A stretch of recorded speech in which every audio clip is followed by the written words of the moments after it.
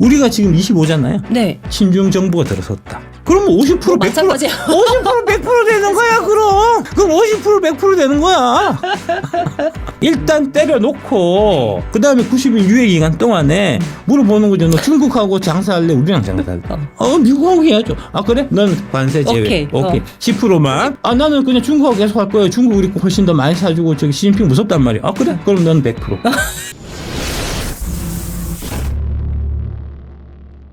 두 번째, 네. 트럼프 관세의 진짜 목적은 시진핑의 실각이 진짜 목적입니다. 시진핑 실각을 시켜서 관세를 통해 갖고 베를린 장벽 붕괴 이전의 시대로. 옛날에 이제 소련하고 소련의 위성국끼리들만 교역하고 네네. 미국은 걔들 빼고 나머지 나라들하고 교역하고 큰 관세 장벽을 지금 치려고 하는 거예요. 그러니까 이게 빠꾸가 없는 거예요. 서등덕이처럼 좀 하다가 둘이 협상해갖고 다시 없었던 걸 하겠지. 3%에서 동일한 얘기 하던데 그렇게 안 된다고. 그게 처음부터 그럴 계획으로 목적을 갖고 시작한 일이 아니야. 중국과 거래가 없는 상태로 들어가겠다. 2001년에 WTO가 통과되고 난 이후에 보시듯이 이제 90년대 막 고수성장하다가 성장률이 꺾였어요, 중국이. 꺾여서 7.6%까지 이제 성장률이 막 떨어지면서 이제 2001년에 WTO가 통과되고 난 이후에 90년대 막 고수성장하다가 성장률이 꺾였어요, 중국이. 꺾여서 7.6%까지 이제 성장률이 막 떨어지면서 이제 대한민국은 IMF 들어가고 그때의 중국을 구원해 줬던 게 WTO 가입입니다. 2001년에 WTO가 가입되고 난 다음에 중국이 수출을 바탕으로 해서 경제 성장률이 어마무시하게 쭉 높아졌고요. 이때의 중국 투자붐이 대한민국에서 되게 많이 있었습니다. 14.2% 찍은 이 건물에 미래에셋 박현주가 인사이트 펀드를 출시하고 맞아. 기억나요. 중국에 몰빵 쳤다가 망한 거 같아요. 그게 쭉 떨어졌잖아. 네. 이렇게 14.2%씩 계속해서 성장하면은 나중에 미국을 넘어서 중국이 1등국 되겠네? 라고 사람들이 생각한다. 중국이 일정 기간 이후에 미국을 능가하리라는 주장의 기본 구조가 쭉 이렇게 좀 올라와서 결국은 이제 중국은 빠르게 성장하고 미국의 성장률은 이제 뭐 2% 3%니까 끝에 가면 뒤집어지지 않겠냐. 그러면 중국 1등, 미국 2등 되겠네. 그죠? 그거를 가만히 두고 볼 수는 없는 거죠. 전쟁이 지금 걸려 있는 겁니다. 관세라는 이름으로. 지금 그 상황이에요. 그런데 지금 빠꾸가 되냐고. 빠꾸가 없는 거지 그거는. 트럼프 began to suppress China. 2018년 이때가 1차 관세를 물린 시점이고요. 7년 지나서 올해 2차 관세 전쟁이 들어간 거죠. 지금 중국 물건이 지금 현재 미국의 관세를 25%씩 물고 있어요. 지금 그거 트럼프 때 관세를 부과했던 거거든요. 미국은 중국이 경제적으로 더 부강할 때까지 기다리지 않고 부수려고 하는 겁니다. 지금. 중국을 붕괴시키려고 하는 거예요. 트럼프 2.0의 대전략. 러시아가 아니라 중국이 주적이라는 겁니다.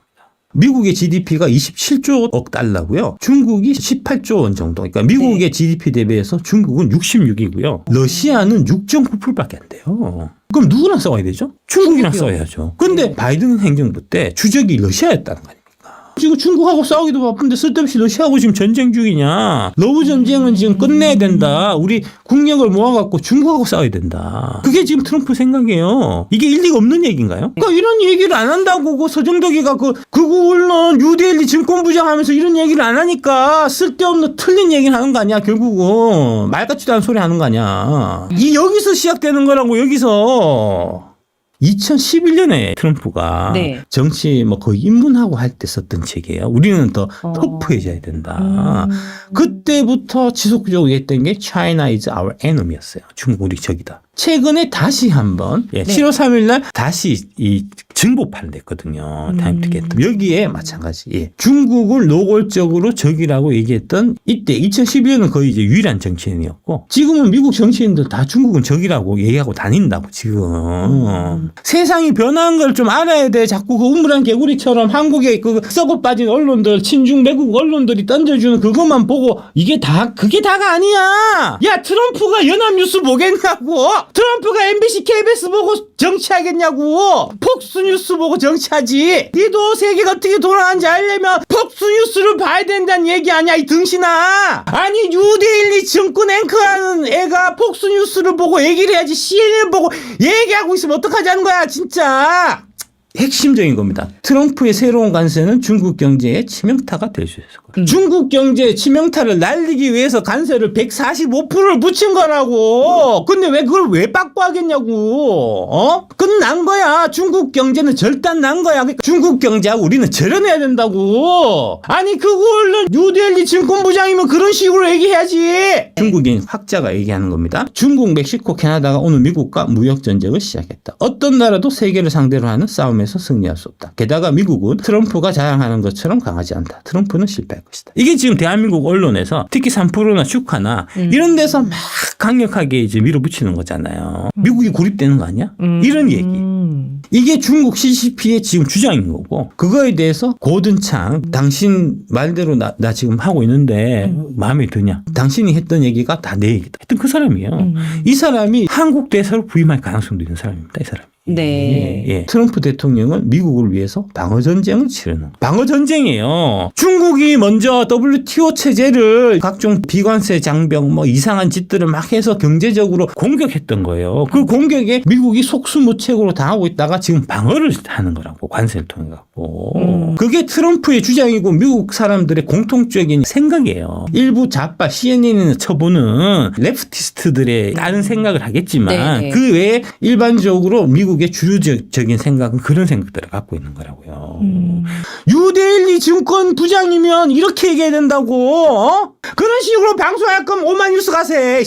관세 전쟁을 먼저 일으킨 것은 수십 년 전 중국이라는 거죠. 2001년부터예요. 2001년부터 그게 누적됐다. 처음에는 좀 봐줬는데 도저히 봐줄 수 없는 단계라는 생각을 갖고 있다고, 미국이. 우리는 왜 관세를 때리냐? 그렇지. 궁금해요. 중국만 때리면 되는데 왜 주변 국가를? 1차로 20%를 2017년에 이제 중국에 관세를 25% 때렸는데, 네. 때리니까 중국이 어떻게 했냐면은 택가리를 했어요. 중국 물건을 베트남을 보내갖고 우회 수출로 가장 많이 활용했던 나라가 멕시코예요. 그래서 멕시코가 1번이 됐던 거예요. 예. 일단 때려놓고 그 다음에 이제 중국하고 관계를 절연하면 줄여주고 하나하나 좁혀 나갔던 거군요, 망을. 그래서 중국하고 가장 인접해 있는 베트남이 46%인 거예요. 중국산 공장들이 많이 들어가 있는 캄보디아가 49%인 거고요. 중국화가 심하게 진행되고 있는 태국이 36%인 겁니다. 우리가 지금 25잖아요. 네. 친중 정부가 들어섰다. 그럼 50% 100% 마찬가지야. 50% 100% 되는 거야, 그럼 50% 100% 되는 거야. 일단 때려놓고 그다음에 90일 유예 기간 동안에 물어보는 거죠. 너 중국하고 장사할래? 우리랑 장사할래? 미국하고 해야죠. 그래? 넌 관세 제외. 오케이. 10%만. 나는 그냥 중국하고 계속 할 거야. 중국 우리 거 훨씬 더 많이 사주고 저기 시진핑 무섭단 말이야. 그래? 그럼 넌 100%. 그렇게 된다는 거예요. 그러면서 과거에 소련하고 소련의 그 위성국들끼리 교역하고 그 외의 나라 미국하고 자유진영 국가들이 교역하고 이런 상태로 돌아간다는 거고, 미국이 물건 팔지만 우리한테 팔아. 그런데 중국 놈들이 돈이 없잖아. 니네가 가난하잖아. 우리 물건 사줄 돈이 없잖아. 얘기가 되냐고. 중국 13억 인구 중에 9억 인구가 한 달에 월급이 26만 원이 안 돼요. 걔들이 무슨 아이폰을 사주겠냐고. 걔들이 무슨 차를 사주겠냐고. 다 계산하고 하는 거예요, 이거. 중국에서 미국으로 들어가는 물건은 4천억 불이지만 미국에서 중국으로 들어가는 물건은 1,000억 불밖에 안 돼요. 그것도 중국이 꼭 필요해서 사는 거야. 니네가 우리 거 안 사줘봤자 우리는 눈 하나 깜짝 안 하거든요. 그렇습니다. 이게 미국의 입장인 그렇습니다. 거잖아요. 중국의 수출이 미국 비중 저기 전체 비중에서 12%밖에 안 돼. 이런 얘기 하거든요. 근데 그게 다 거쳐서 가는 거예요. 베트남 한번 거쳐서 가는 거기 때문에 같이 이렇게 엮여 있으면 중국 경제는 절단이야. 중국 경제는 아작이라고. 이건 당연한 건데. 당연한 건데 다 중국 돈 처먹고 방송할 거 그런 거 아니야. 지금 중국이 보복 관세인 34%를 처리하지 않으면 관세를 50% 추가 인상하겠다는 트럼프의 위협을 피할 수 있을지 모르겠습니다. 제가 내기꾼이라면 시진핑이 전 세계에서 미국에 대한 중국의 입장을 주장해야 하기 때문에 포기하지 않을 것이라고 장담합니다. 그러니까 시진핑 물러서지 않을 거다 라는 얘기를 한 거고, 고든창이 그거에 대해서 시진핑은 이제 10년 넘게 키워온 반미주의에 갇혀있다. 말을 뒤집어야 되는 상황이 되는 거예요. 시진핑이 살 길은 트럼프 앞에 가서 고개를 숙이고 빌어야 되는데 체면 때문에 못 그럴 거다. 그거는 시진핑의 몰락으로 이어질 거다 하는 그런 얘기를 하는 거고요. 정치적으로 그렇게 할 수 없다는 것을 알고 있다는 거고. 그래서 China is cooked. 중국은 끝났다. 예, 그런 얘기입니다. 예. 끝났다고. 미련을 버려. 중국의 미련을 버리라고. 시진핑은 죽은 목숨이야. 그런 얘기입니다. 이게 지금 그런 거잖아요. 슈카는 관세는 미국인들이 부담한다고 했다가. 반대 여론 급증, 나락간 민심, 나가, 탄핵, 대폭발, 이런 YTN 뉴스. 아까 YTN이 현대차 11조 손실위기, 현대차가 부담한다며, 관세. 여기서는 미국 국민들이 부담하니까. 미국 국민들이 불만이 폭발해갖고 나가라고 지금 시위한다, 이런다는 거잖아요. 한 언론에서 말을 왔다 갔다 하잖아. 왜 그래? 도대체. 관세는 미국인들이 부담한다고 막 그랬다가 또 말 바꿔갖고 관세는 또 현대차가 부담한다고 했다가 도대체 왜 이러죠? 그때 다 다른가요? 결국 목적은 관세가 미칠 영향을 대한민국 국민들한테 알리는 게 목적이 있는 게 아니고 반 트럼프 정서를 고취하고 중국하고 관계를 계속해서 돈독히 하게 해야 된다. 대국민 세뇌를 위해 갖고 목적을 딱 정해놓고 그때 한 번은 미국인이 부담했다. 한 번은 현대차가 이렇게 말 바꾼다는 거죠. 대한민국은 정말 미칠 것 같아. 나 정말 이거 조세의 기착과 정가라는 부분은 대학교 경제원론책에 나오는 거라고. 이거 어려운 것도 아니야. 이거 기본적인 기본이에요. 기본. 정부에서 세금을 때리면 그 세금을 소비자한테 가냐 생산자에 가냐, 그거는 경제학에서 이미 확립된 이론이 있어요. 이런 거 싹 다 무시하고 쇼카는 미국인들이 반란 일으켜요 막 이런 얘기하고 YTN은 현대차 큰일 났어 이런 얘기하고 왜 그러냐고. 대한민국 언론은 진실을 보도하고 이런 거는 아무 관심이 없기 때문입니다. 그냥 누가 돈 주고 지원해주고 하는 애들의 걔들을 위해 갖고 어떻게든 논리를 막 지어짜내고 하는 거에만 관심이 집중되어 있기 때문에 이 조세의 기착과 정가라고 하는 대학교 1, 2학년 경제 원래 나온 얘기를 다들 안 한다고. 확시. 결론만 말씀드릴게요. 세금 부담은 구매자가 하지만 세금 매김으로써 공급량이 줄어서 공급자도 손해를 본다. 유일한 차이는 동일한 양의 세금을 누가 정부에 납부하느냐 문제이지 부담 자체는 구매자, 판매자가 모두 같이 하는 것이다. 소비자하고 판매자하고 관세는 나눠 가지게 된다는 거죠. 네, 수출 기업과 미국 소비자가 같이 부담하는 거고 부담을 했으니까 누가 버는 놈 있잖아요. 누가 벌죠? 트럼프 행정부가 벌죠. 그러니까 관세에 대해서 미국인들이 막 손해다. 미국 전체적으로 보면은 100% 관세를 미국인들이 다 부담하게 된다고 했을 때도 미국 입장에서 보면 손해 하나도 없어요. 왜냐하면 관세를 그 미국 국민들이 100% 비싸게 산 그게 관세 부분만큼 정부 수입으로 가는 거니까 민간의 부가 정부로 이전하는 거지. 네. 미국 자체의 부가 주는 건 아니라는 거죠.